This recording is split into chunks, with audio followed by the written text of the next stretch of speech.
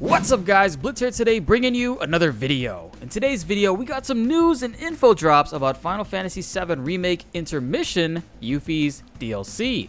An article came out today from Square Enix themselves which broke down some more information in regards to the characters, battle mechanics, minigames, and summon that will appear in Yuffie's DLC.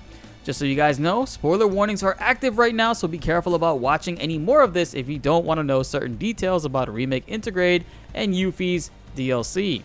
Square Enix usually gives no fucks about this type of stuff, and if you want to experience everything raw for the first time, click away right now and protect your cheeks. We got less than 1 month left until Intergrade officially drops alongside the Yuffie DLC for PlayStation 5. Sorry again for PlayStation 4 users, but no mention has been made whether or not this will ever be coming to last gen.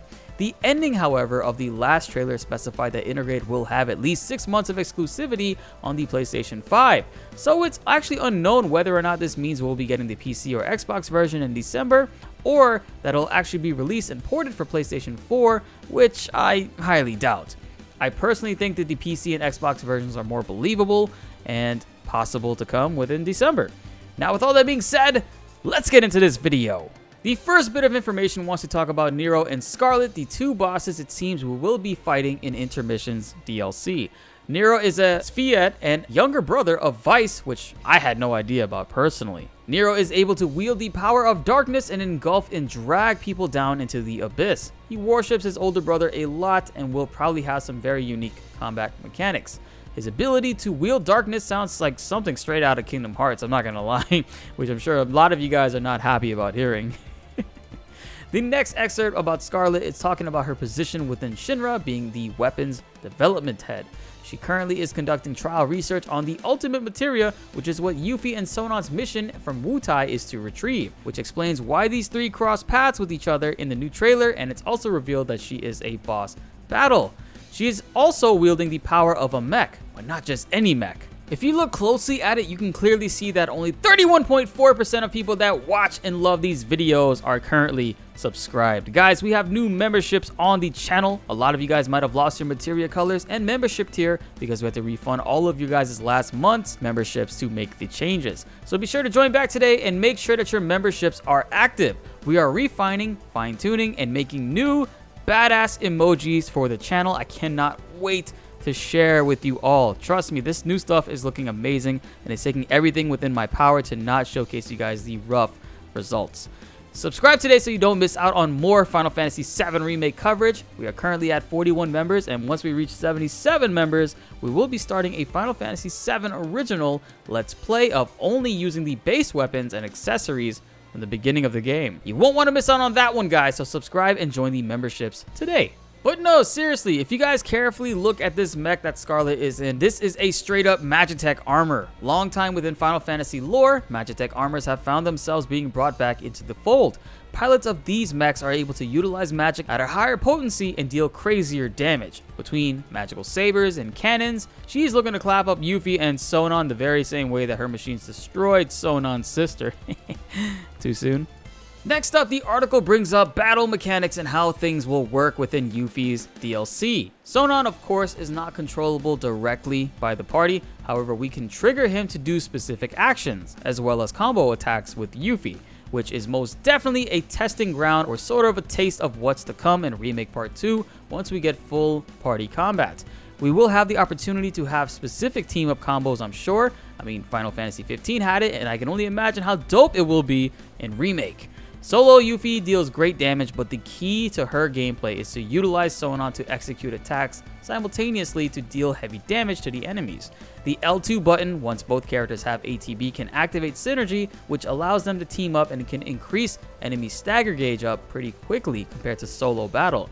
One of the attacks are actually called Synergized Windstorm. It creates a gust of wind, which hurts enemies but also launches them towards Yuffie, which is pretty awesome, and I think it's going to be a very good mechanic, and it also functions just like the Arrow Wind Materia in the original remake game.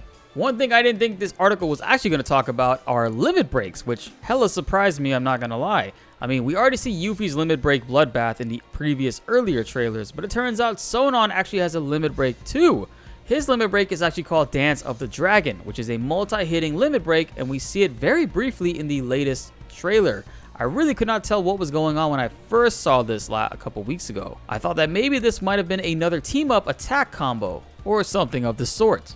We hear more information about Fort Condor as well. In these slums, it's a popular game many people play, but what's also interesting is the description of Fort Condor's game. The article describes it as the popular game based on Shinra's campaign against Fort Condor, which insinuates that event has already taken place. Another translation mentions that this is based off the remote area of Fort Condor, where it once stood against Shinra. I still hope that we do come across Fort Condor in Remake Part 2, but there is a new conflict going on with them in Shinra. I think that they constantly have ongoing issues, and this is just a regular thing, because we all know Shinra loves to poke their noses in people's business from many times over. From also what it sounds like, we will be able to play against various different opponents in the slums with increasing difficulties. When you defeat the final opponent, you are crowned the Condor champ, and you also win a pretty solid materia, it sounds like. So I can't wait to see what it is, and I'm thinking it might be Ramuh. And most likely, Fort Condor, this game version that we're going to be playing, is probably propaganda created by Shinra to showcase that they defeated Fort Condor, and we might actually have to play as Shinra members to defeat the enemy Fort Condor, if you know what I mean. The gameplay behind Fort Condor sounds like it has some interesting mechanics in it, but nothing too crazy. You select the board you want to play on, and this also determines how many ATB bars and materia are available to each player. While these decisions are being made, you are to select which specific units you are trying to use in this battle. Very, very similar to how the original game's Fort Condor worked when it came to at least selecting characters. ATB charges are used to deploy units, and it will march towards enemies automatically and engage in battle if it encounters an enemy in its way. There is one role out of the three that a unit can be assigned. We have Vanguard, Ranged, or Defense. Basically, these will have a rock, paper, scissors effect against each other, with Vanguard being the damage, sword, DPS, melee range, while Ranged being the archer, and of course, Defense being the tank, and each one counters the other. Specific spells can be casted, but this is where the strategy comes into play. You can only use one materia orb one time per match. It's up to the player to decide when is the best time to use them. So essentially, you could choose between a bum rush style of play where you come out swinging using materia right out the gates, or you can save it up until later and be a little bit more safe with it. If you ask me, I think archers might be the way to go with this game mode since they counter tanky defense, and yes, melee does counter them, but think about it, melee has to get really close range to do anything about it. So the archer might just be the wave for when it comes to Fort Condor. And finally, the last thing they talk about is the summon, Ramuh. Ramuh was not in Remake Part 1, but he was one of the first early summons you get in the original Final Fantasy VII. Now, they wanted Ramuh to officially appear in Remake Part 1, but instead of that, they decided to wait for him to come in the DLC. Ramuh's Voltaic Lance puts a damage over time dot on enemies, which honestly sounds very helpful. And as always, Judgment Bolt is his final attack he uses before he leaves the battlefield, which actually hits every single enemy on the battlefield. And finally, they showcased the photo of the back angle from Cloud and the party looking off into the horizon at the end of the game. Now to me, this could be promising as it symbolizes wide open possibilities. Maybe we could have larger zones to roam around in and be less constrained to linear hallways, which is what I'm hoping for. But Audrey brought up a really interesting point. In looking at this angle, we can see the construction on a building in front. What if this is the same building that Yuffie and Sonon are standing on in their promo photo? Obviously, this is not taken at the same time. I mean, same time of day, but not actually the same date. You know, since Yuffie is actually still wearing the Moogle poncho and her DLC doesn't start until around chapters, I would say 6 in the official Remake Part 1 storyline. Whereas this photo of the party at the end of Remake Part 1 is taken at the end of Remake Part 1. Very much so later in the game. And I mean, it's pretty clear, guys. Sonon dies at the end of Yuffie's DLC. I'm pretty sure of it. We're all sure of it. He ain't gonna be in Rush Hour 3. But it's pretty cool to see the layout of the steel beams that they are on, and they are very similar. Let me know what you guys think about this in the comments below. And that wraps it up for this video, guys. I was not expecting any Final Fantasy VII Remake Intergrade news this week at all. But it seems that with Intergrade less than 1 month on the way, Square Enix is dedicated to showing us some really spoilery shit before the game even drops.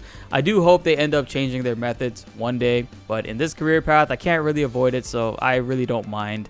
All in all, I'm hella excited for Remake Intergrade, and I'm looking forward to seeing how Yuffie's story fits in all of this. And of course, most importantly, seeing if this adds anything extra to the ending of Remake Part 1 that we know of, at least with the party, in the future. Be sure to like the video if you enjoyed, and subscribe if you are new. More Final Fantasy VII Remake videos are coming your way, and you won't want to miss them. My name is BltzZ, and thanks for watching.